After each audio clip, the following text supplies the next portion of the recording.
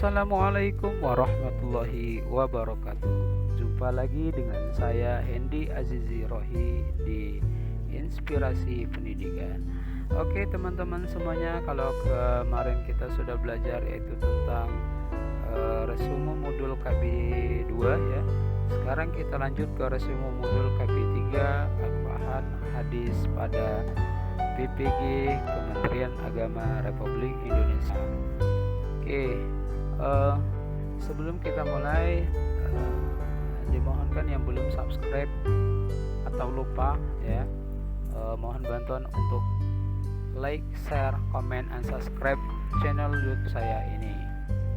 Oke teman-teman semua, marilah kita mulai pembahasan resume modul pendalaman materi lembar kerja pendalaman modul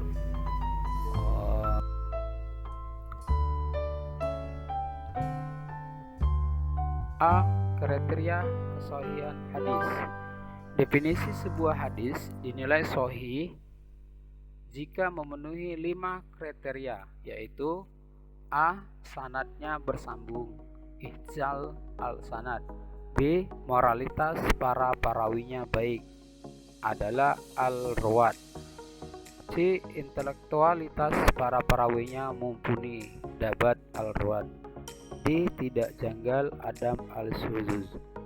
E. Tidak cacat, adam al-ilah. Kemudian yang ke B, jenis-jenis hadis sahih. 1. Hadis sahih. A. Pengertian. Hadis sahih adalah hadis yang memenuhi 5 kriteria atau syarat kesahihan. Hadis yang memiliki ketersambungan sanad perawi dan adil perawi yang sempurna kedatangannya, tidak ada syadz dan tidak terdapat ilat. Penjelasan masing-masing kriteria ini telah dilakukan sebelumnya. B. Pembagian hadis sahih. Perlu diketahui bahwa hadis yang dikatakan sahih terbagi menjadi 2, yaitu 1. Hadis sahih li zaiti dan hadis sahih ghairi. Sebagian hadis ini terjadi berdasarkan sebab sahihnya hadis.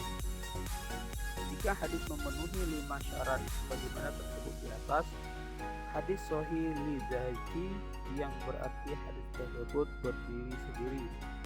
Adapun jika sebuah hadis memenuhi 5 syarat tersebut hanya saja tidak sempurna dalam hal kedabitannya, disebut hadis hasan dan memiliki riwayat lain dari sanad yang berbeda, baik dengan kualitas sama atau lebih baik, maka disebut hadis sahih li ghairi. Dengan kata lain, hadis sahih li ghairi adalah hadis yang menjadi sahih bukan karena sendirinya, melainkan dukungan dari jalur lain. C. Contoh hadis sahih. Untuk memudahkan pemahaman kita tentang hadis sahih, perhatikan contoh berikut. Sebuah hadis yang diriwayatkan Al-Bukhari dalam Al-Jami Al-Sahih Al-Bukhari nomor 723. Artinya, diriwayatkan dari Abdullah ibnu Yusuf, dari Malik, dari Ibnu Syihab, dari Muhammad ibnu Jubair ibnu Mut'im, dari ayahnya bahwa ia mendengar Rasulullah SAW membaca surat At-Tur pada saat salat maghrib. Demikianlah jika hadis tersebut disebut sahih karena seluruh periwayatnya mendengar dan menerima langsung dari gurunya dan tidak terindikasi sebagai mudallis atau perekayasa hadis. Kemudian dari aspek keadilan dan kedabitan, setiap perawinya termasuk perawi yang adil dan dabit sebagaimana penilaian para ulama kritis hadis. Di kitab hadis sahih. Kitab hadis sahih yang memuat hadis sahih di dalamnya diantaranya adalah Al-Jami Al-Sahih karya Imam Al-Bukhari,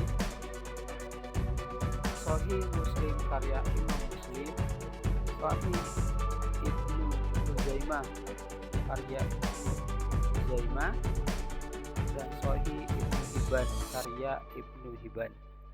2. Hadis hasan. Al-hasan secara bahasa al-jamal, yang berarti sesuatu yang baik atau indah. Sedangkan menurut istilah Al-Nawawi, al-hadis didapati beberapa definisi tentang hadis hasan. dan dapat disimpulkan bahwa hadis hasan adalah hadis yang mendekati sahih karena terpenuhnya seluruh kriteria kesahihan. Namun sebab kedabitannya tidak sebaik yang seharusnya, maka kualitasnya tidak sahih melainkan hasan. 3. Hadis doib. Secara bahasa, doib berarti lemah karena merupakan antonim dari al-qawi, kuat. Sedangkan menurut istilah Al-Nawawi menyebutkan bahwa hadis doib adalah hadis yang di dalamnya tidak terdapat syarat-syarat hadis sahih maupun hadis hasan. C. Tentang hadis tentang kewajiban mencari ilmu. Analisa kesahihan hadis. Menganalisa kesahihan hadis dilakukan terhadap dua aspek, yaitu aspek sanad dan aspek matan. Sanad yang sahih harus memenuhi 5 kriteria yang telah dijelaskan sebelumnya, yakni ketersambungan sanad, keadilan perawinya, kedabitan perawi, tidak ada kejanggalan dan tidak ada cacat. Sementara untuk menguji matan, Salah ad-Din Ibnu Ahmad al-Dalabi dalam Mahad al-Matan Ulama al-Hadis al-Nabawi menjelaskan 4 aspek yang perlu diperhatikan. Pertama, makna hadis tidak bertentangan petunjuk Al-Quran.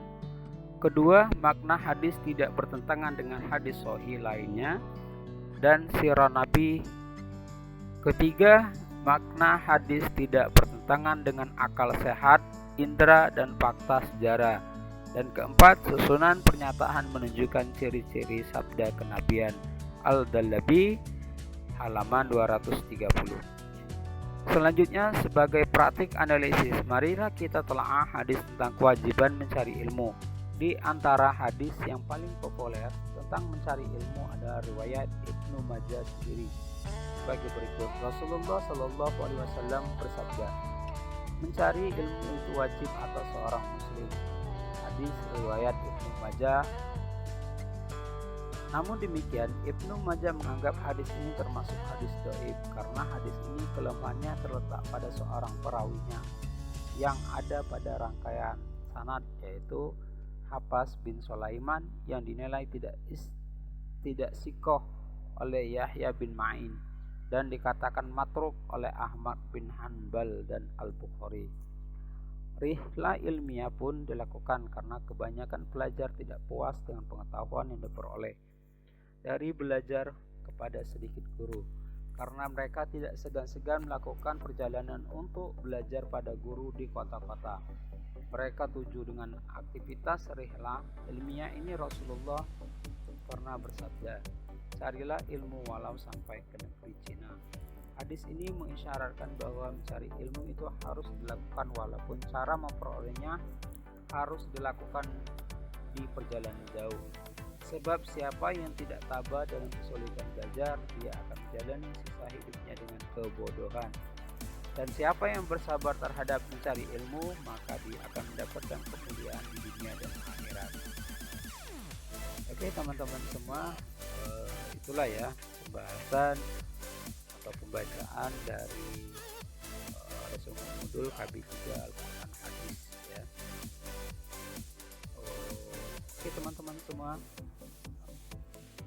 jika kalian berminat untuk mendownload ya, silakan download di kolom komentar atau link deskripsi yang sudah saya sematkan di bawah ya. Mudah-mudahan bermanfaat.